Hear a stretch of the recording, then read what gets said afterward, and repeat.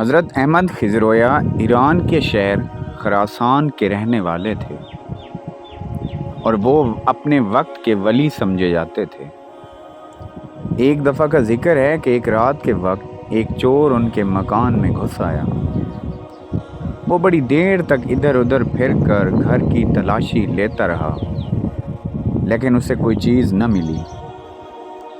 حضرت احمد جاگ رہے تھے۔ وہ چپ چاپ چور کو اپنے مکان میں پھرتے دیکھتے رہے، مگر زبان سے کچھ نہ کہا۔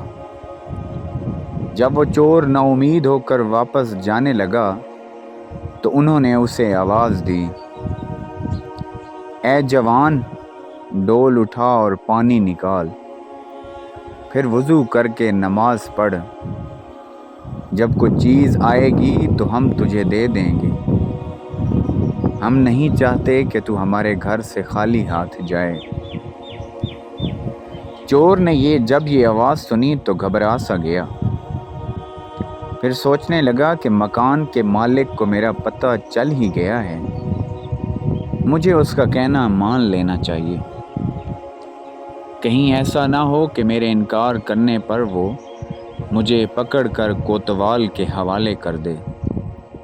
یہ سوچ کر اس نے ڈول اٹھایا، کنویں سے پانی نکال کر وضو کیا اور پھر نماز پڑھنے لگا۔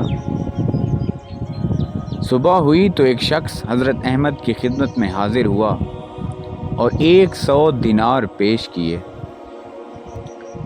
حضرت احمد نے چور کو اپنے پاس بلایا اور اسے وہ دینار دے کر کہا، اے جوان، یہ لے، یہ تیری ایک رات کی نماز کا بدلہ ہے۔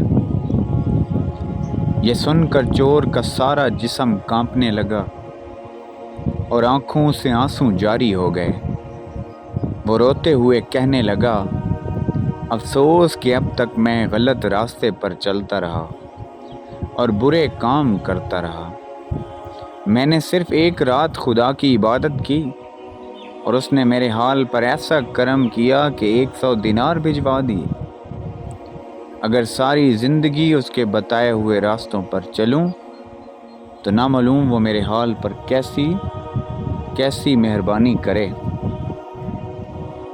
یہ کہہ کر اس نے اسی وقت برے کاموں سے توبہ کی اور حضرت احمد کے مریدوں میں شامل ہو کر دن رات خدا کی عبادت کرنے لگا۔